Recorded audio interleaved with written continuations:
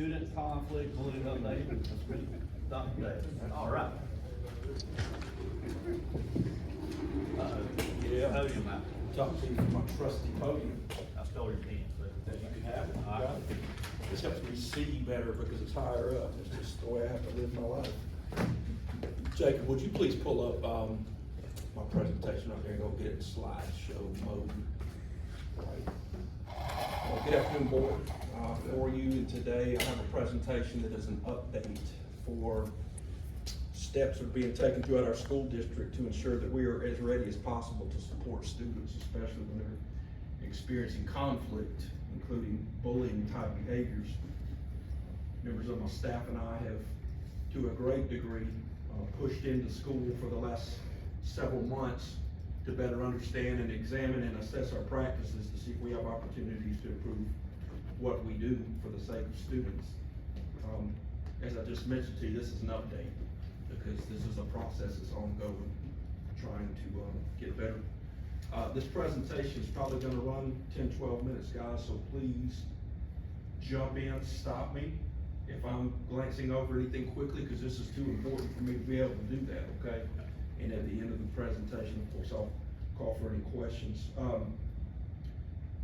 So, board, we've had a lot of conversation over the past several months among ourselves, and as we have heard feedback from citizens and parents who've attended our meetings, and I'm guilty of this as well, we have often thrown around the term policy, like bullying policy, a lot. And a lot of the speakers who have come to our board meeting have used a similar term.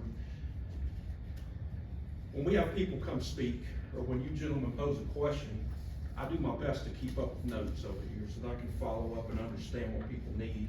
And as I've gone back and looked at the questions that we've asked, and we've been asked, they're really not policy-related questions, guys. It's more procedure and protocol questions, as you see up here. Tell you what, Mr. Bauer, you mind reading that good and loud for everybody? Policy tells the rules or expectations. Procedures and protocols give the steps to follow. Yeah, those concepts are easily confused. So policy, of course, is what you gentlemen vote on when we bring new policy or revisions before you, but procedures and protocols are in our handbooks. Those are the things that families most typically interact with there. But just to illustrate my point here, here's some of the questions that we've really been pondering and hearing. What procedures do you follow when the school suspects that conflict is occurring between students? What are your protocols for investigating behavioral concerns? What are your protocols for record keeping? For applying disciplinary consequences? What do your protocols look like there? What procedures do you have for involving parents to an investigation? What protocols do you follow for involving outside agencies such as DFACS and law enforcement? So again, guys, if you really think about the conversation we've had ongoing here, it's focused on procedures and protocols. So I'm not going to speak much to policy in the rest of this presentation other than to tell you our policy is great policy. It's based on model policy from the Georgia School Boards Association, and from time to time, we do have a need to revise it.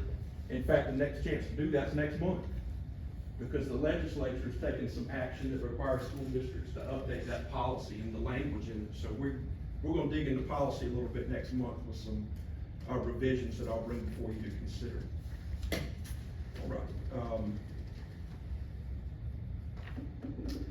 All right, so as I've listened to our school level leaders these last few months describe the challenges of addressing student conflict at school, I've been led to think of this.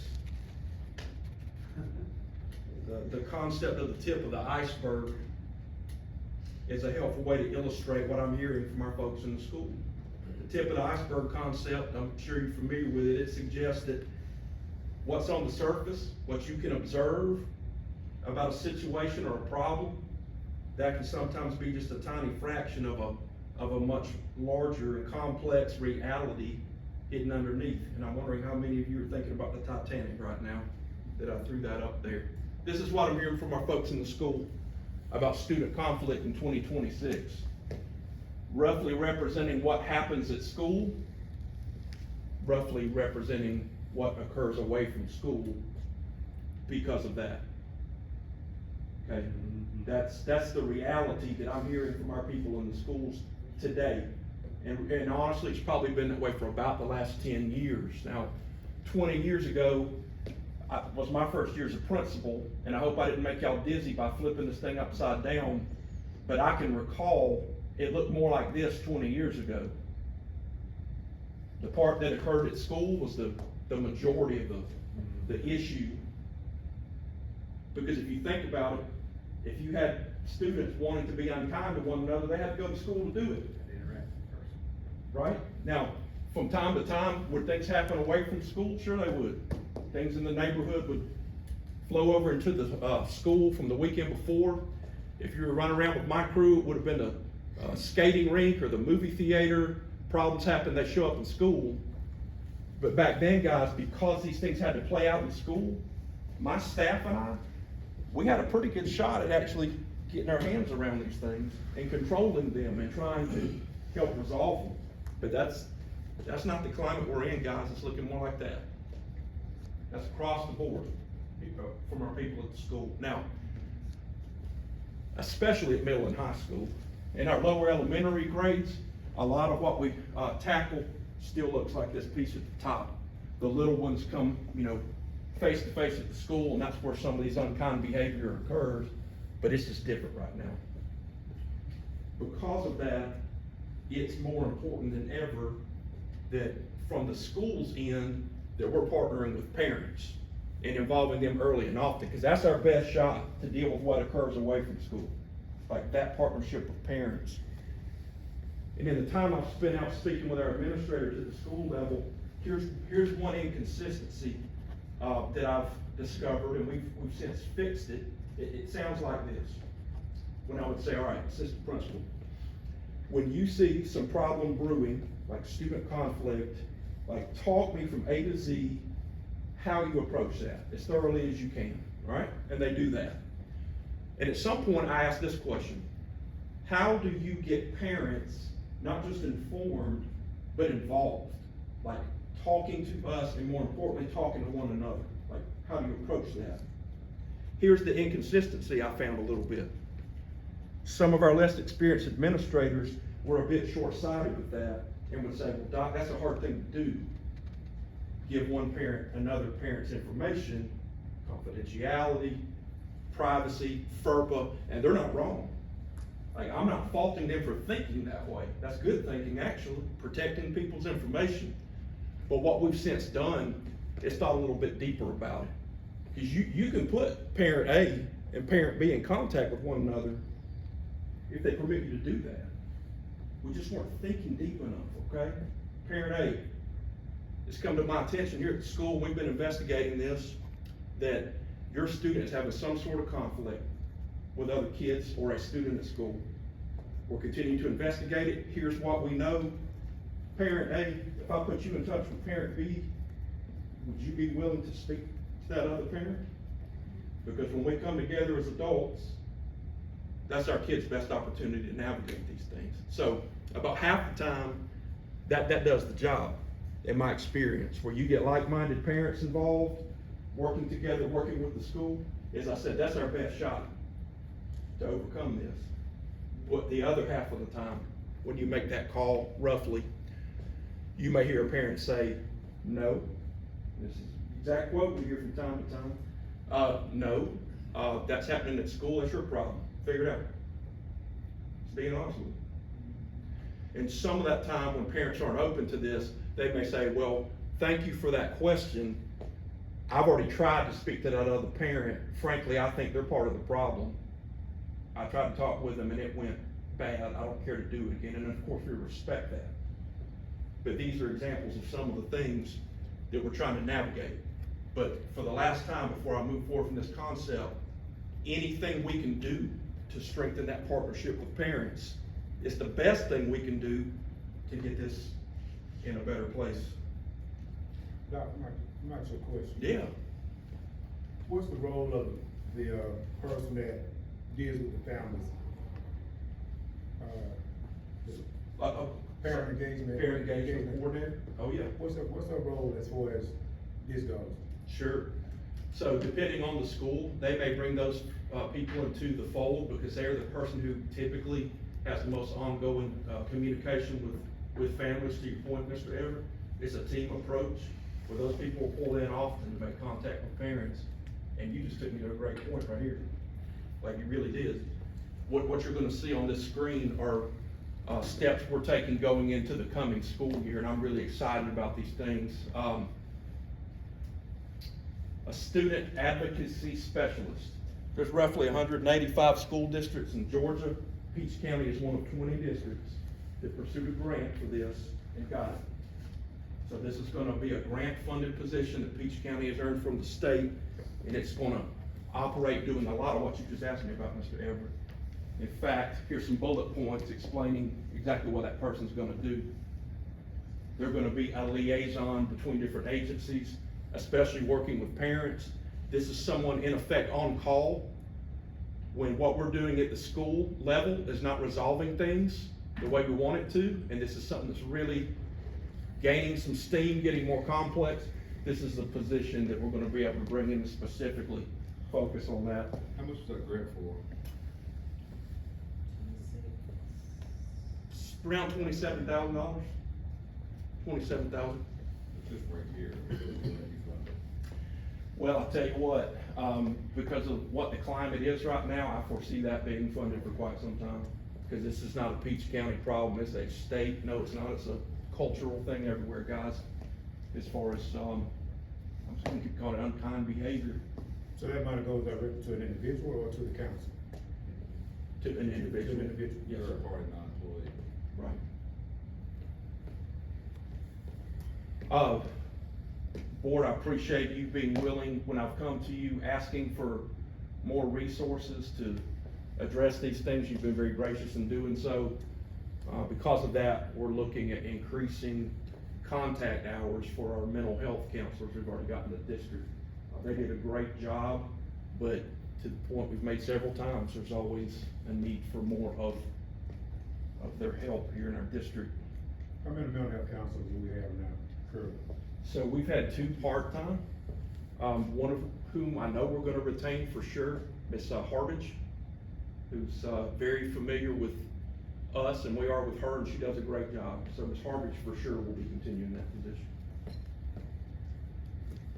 All right. Hitting the wrong button there, Jacob. All right, every year, pre-planning, we have training with our staff. It's meant to get people ready for the coming year. We converse about all sorts of things, and we talk with our staff about bullying during that time, but there's an opportunity to do that better. We're partnering with one of these programs, we haven't decided which, and I'm working with Ms. Honeycutt on this because some of those required trainings kind of flow through HR, but at the school level, we're gonna be strengthening what we do in pre-planning in that way.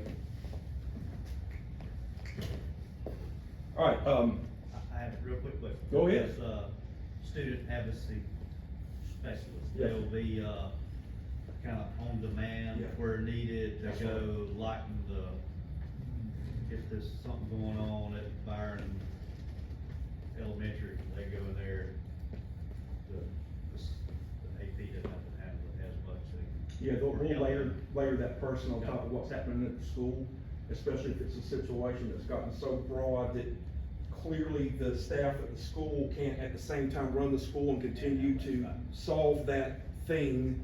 That person will be available to be called in. Yep, great question. So, with the bullying going into the home and the kid saying they wanna hurt themselves, what's the mental what would, that would be the same thing, the mental counselor will be called in to help alleviate or deal with that, or? Yes, sir, as well as our social worker also will play a big role in that example you gave right there. Yes, sir, it sure would. Would you, they say that you almost consider student advocacy specialist along with a public defender? To some degree, the way that's fleshed out. Our model for this is Forsyth County Schools.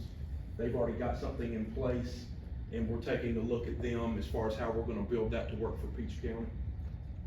Yes, sir. Am I doing okay with pace, guys? I'm probably 80% done at this point. Y'all still good? Okay.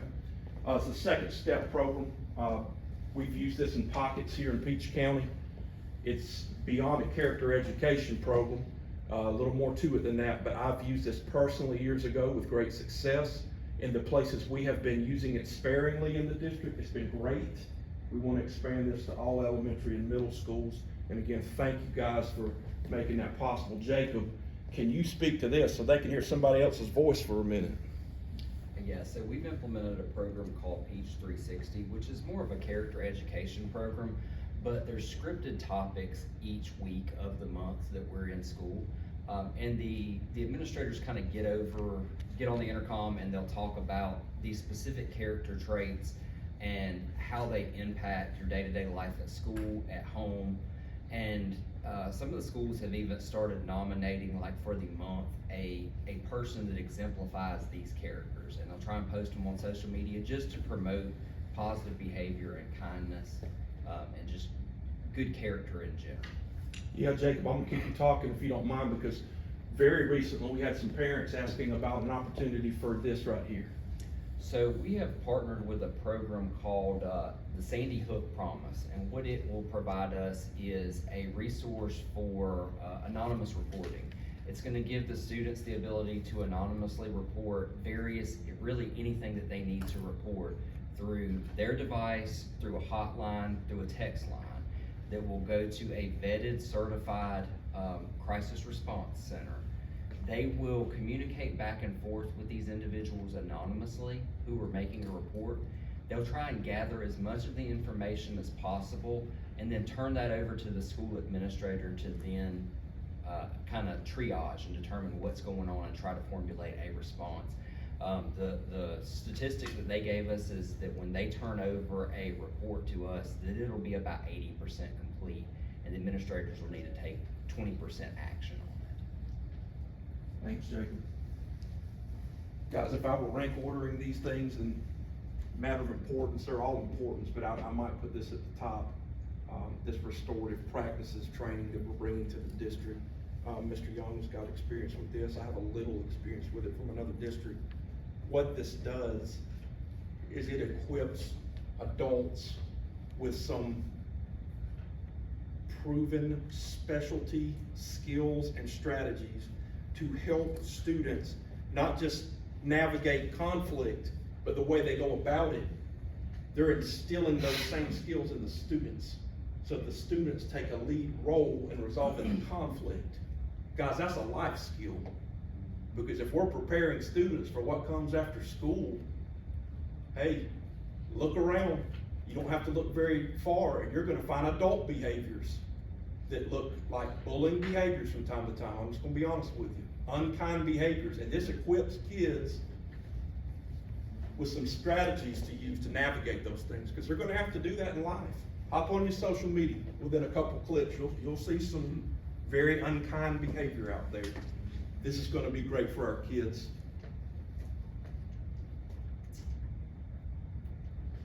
Okay, here's one of my last few points, guys. Earlier, you may have seen that my comment about the cell phones was given in red. That's because I wanted that to stand out. It's one of two major challenges that it's difficult to overcome. This is the other one. Coming up with a common, user-friendly definition for what bullying constitutes. What is bullying, what is not bullying? Because right now it could very much be in the eye of the beholder, depending on who you're speaking with about this. And the existing definitions that we sometimes draw on look like that. Or that. That's good stuff, but I don't call it user-friendly. Like, we need something that we can turn to and use to our advantage. One of the ways that we've approached this is these are questions that I've carried to our LSGT teams. And I'll let y'all just read those.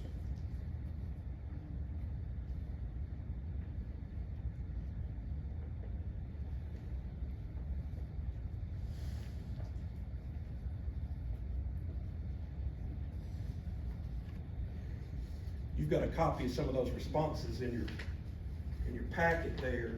just a sample. We've got a ton of these, and what you'll see is the variance, especially in answer to question number 1. These are parents responding, these are teachers responding, these are local business people responding. And like that iceberg earlier, that's just the tip of the responses. I just gave you a few samples there. I say that to you to say, we're working on creating some user-friendly language that's gonna help parents and also help us within the district. Tabletop exercise, if you're not familiar with that concept, we're doing it this summer, where you get administrators around a table, you take an actual real scenario that's occurred, you strip it of its identifying information, like names, even where it happened. You just get the facts, and you get people around the table in teams, and you study those facts and that scenario, and then you compare what conclusions you came up with. You gotta do that from time to time so that we can make sure we're staying calibrated. That's something that Mr. Young and I are working on this summer. Board members, I got one final slide for you here, and it's quick. It's this right here. This was on my mind before the events of the last few months, but it's sure been on it since.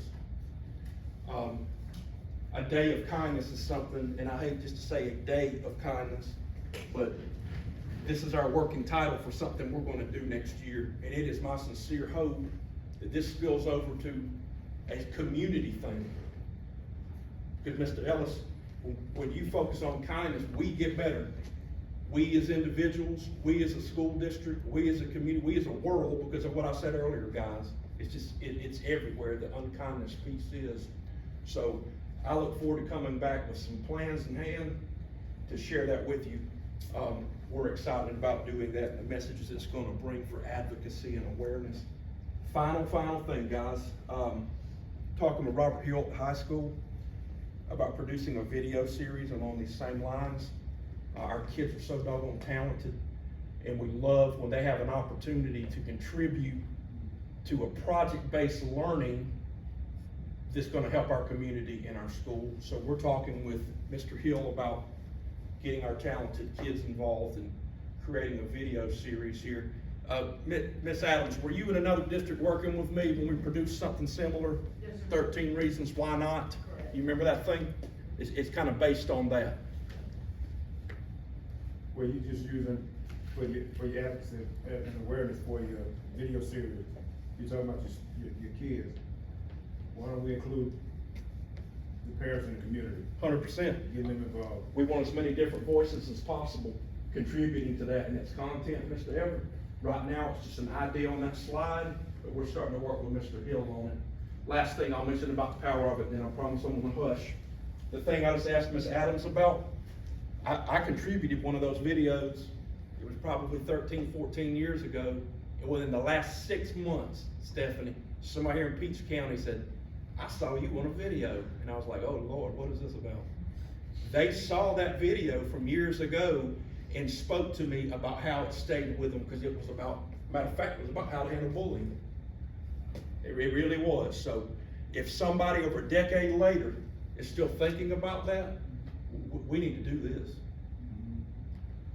Board members, I sure went longer than my 10 or 12 minutes, but I hope that you've seen some things you like here, and I'd love to answer any questions you have.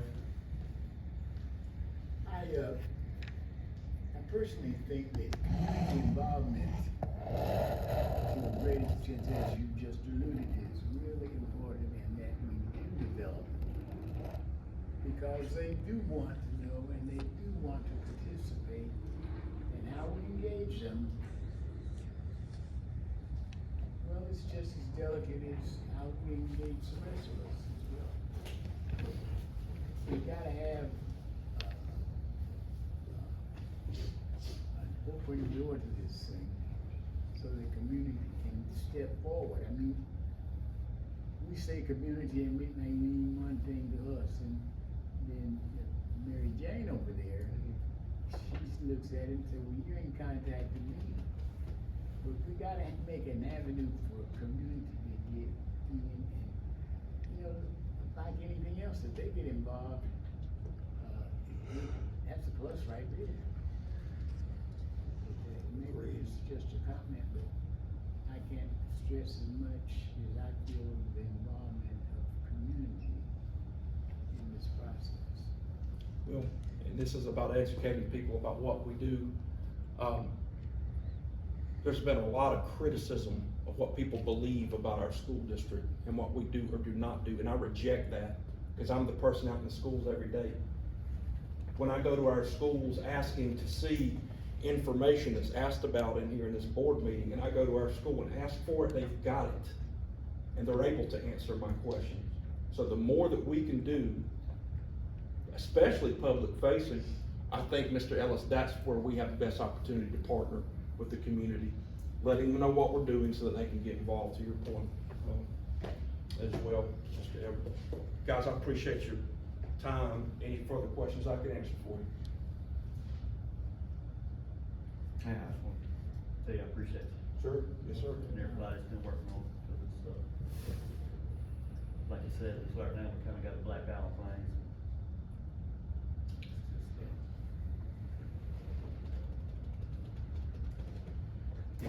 Some of this stuff, you know, the underlying thing has always been kind of the social media technologies are under the handheld device. So going into next year, school, all schools, no cell phones, correct? That is correct. And then, you know, our specific policy regarding that is, can it come into the building? Can it just nothing be on your purse? Has to be your book bag? I think that's gonna be critical, whatever, how we decide to handle it. But, you know, in the past, we've had this policy already. Sure.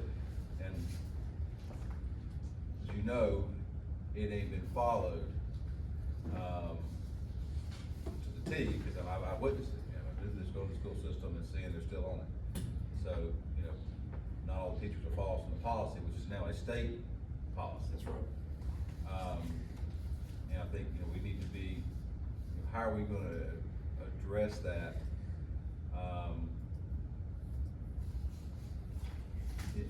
Create certain, I guess, penalties or measures to try to change that, action. You know, do we take a cell phone and say, well, you can't get it back for a week? It's ours. I mean, you know, there's no payment. It's, you know, it's gonna sit in this safe for a week and then you get it back. Cause I think a lot of times when the teachers are just with bullying and other issues, it's something they constantly gotta deal with other than just providing learning. It's kinda easier sometimes to ignore the fact that I have a cell phone on because I'm just trying to teach. And then, you know, what kind of pressure we have to put on them to deal with it, cause they say, well, I just didn't see it, cause you didn't wanna see it. But, you know, that allowed them to do it in one classroom, leaves it in another classroom. I think you've got to be very specific and intentional about that rule or regulation.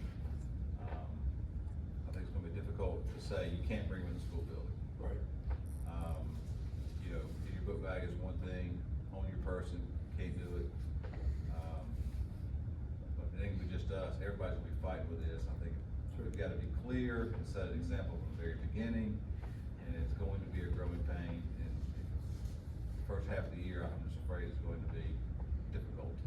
I think you're reading that right, BJ. Mr. Young, did you capture some of that for you and I to follow up on? Yes, sir, thank you for that.